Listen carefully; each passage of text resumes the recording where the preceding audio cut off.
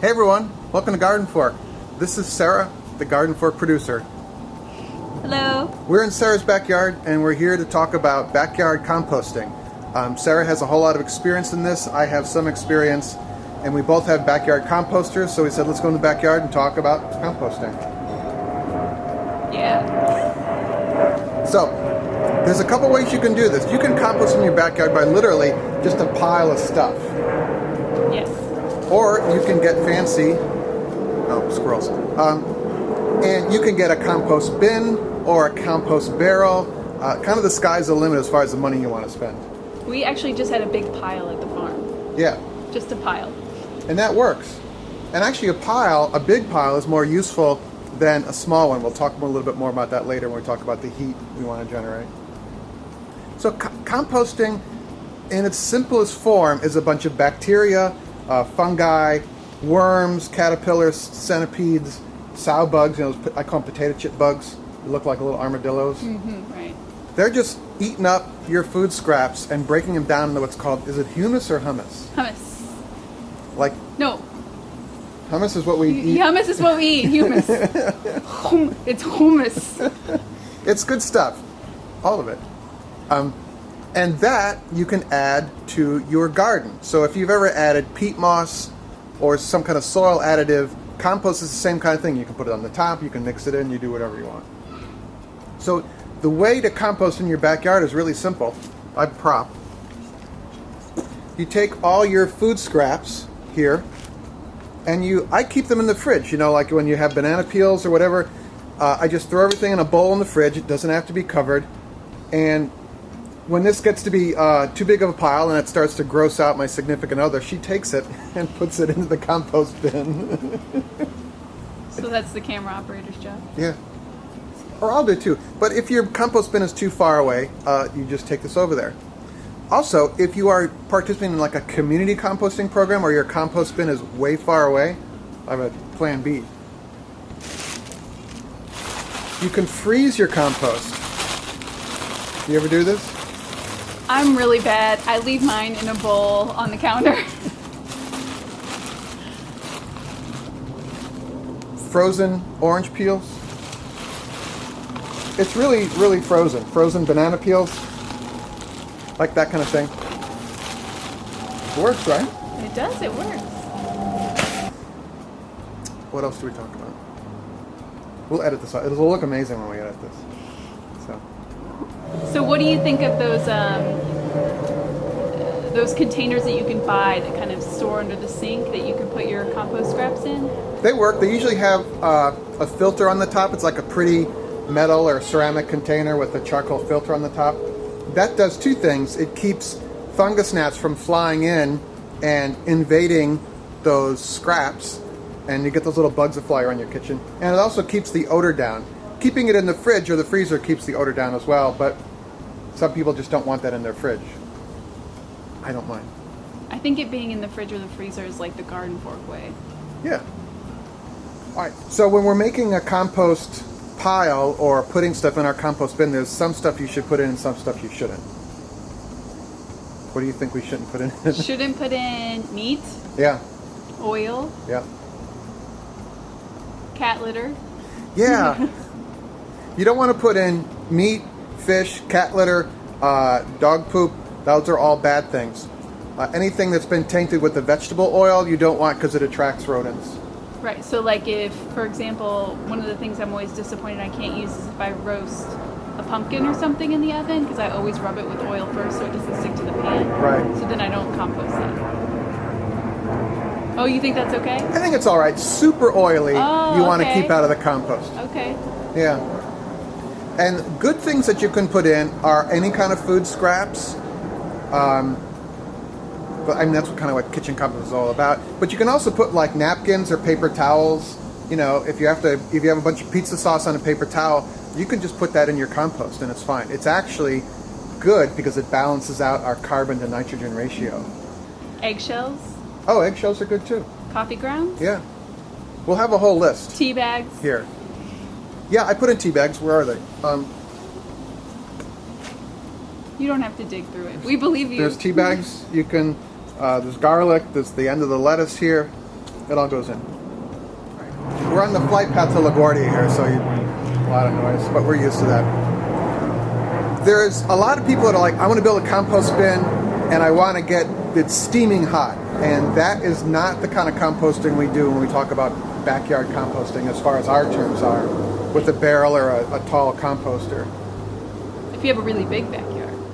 If you had a big backyard and you have a big pile, you can get the heat up. The high heat composting is a perfect match of carbon and nitrogen materials and mass. You need at least a cubic yard, a 3 foot by 3 foot by 3 foot mass to get that kind of temperature going. Because they do that at the community garden and it works really well. You want basically a 50-50 mix of brown and green materials, because browns are carbon materials and green are nitrogen materials. So you could use leaves from your yard, grass clippings that have gone brown, grass clippings that are green are nitrogen materials.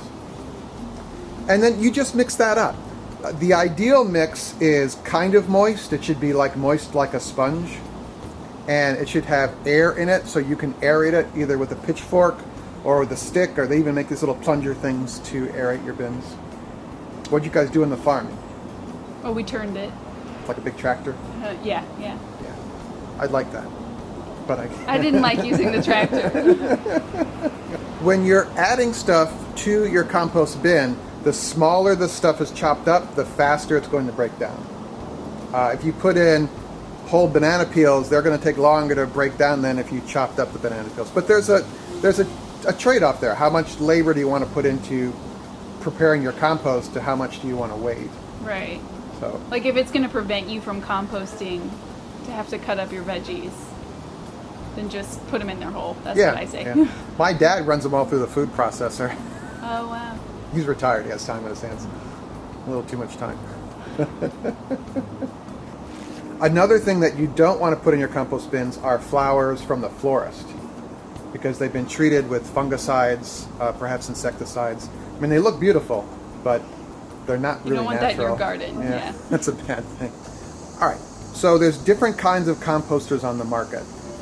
Sarah, in your backyard, you have, I guess we just call it a stacked one or a tall one? Stacked, yeah. Where you put the stuff in the top, and the idea is it breaks down, and you can lift a little lid in the bottom and take it out, and it's done. Right. In a perfect world. In a perfect. But I think it's just kind of a long-term composter. You're going to put it over, you're going to layer it, you're going to put leaves and then green and leaves and green. You could aerate it some if you want. Yeah. And then next year, you can just pull the whole thing off, and you've got pretty much done compost from over the winter. Yeah. We have a barrel type composter at our house. It's got the crank on it. And what advantage that has over this is it's a little more varmint proof. It has a lid that locks, and it has a crank thing, and it's a little bulky, but it kind of it's a way to aerate it, and also by mechanical action it breaks down the material a little bit.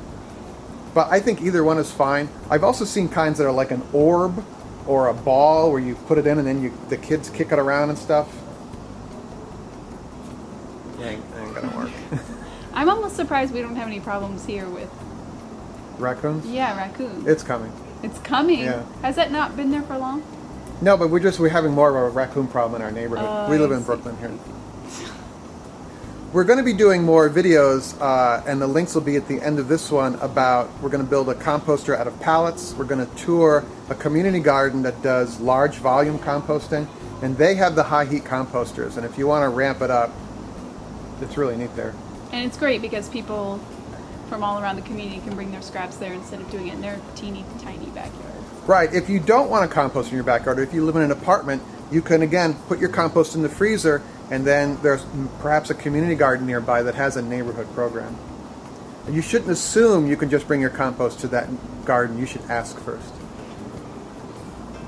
I have experience in running a community garden. So this has been a lot of information, but it's easy to do. Oh, yeah. And it's literally take it out, put it there. I think it's like anything where you can kind of break it down to the science of the thing and make it sound complicated, but it's really straightforward and easy. It's GardenFork simple. It really is. It's Eric simple. Yeah. I like that. I forgot. And also, if you have really moldy food that you've run across, and you're kind of like, uh-oh, that's perfect for the composter because it's already breaking down. I mean, that moldy stuff is what is going on in your compost anyway. So if you got some potatoes that are kind of past their prime, just toss them in. Good to go. All right, so there are more composting videos on our site. There's links at the end of the show or below here in the show notes for that kind of thing. And we're going to be making more composting videos. We're going to do the tour, pallet composting, all sorts of fun stuff. All right, so go out and do cool stuff and then come back and tell us about it. You can also check Sarah's posts on the site, and she also has her food blog, punctuatedwithfood.com. And go out and go do stuff. I'm a little tired. All right, see you later. See ya. What else do we talk about? We'll edit this out. It'll look amazing when we edit this. So.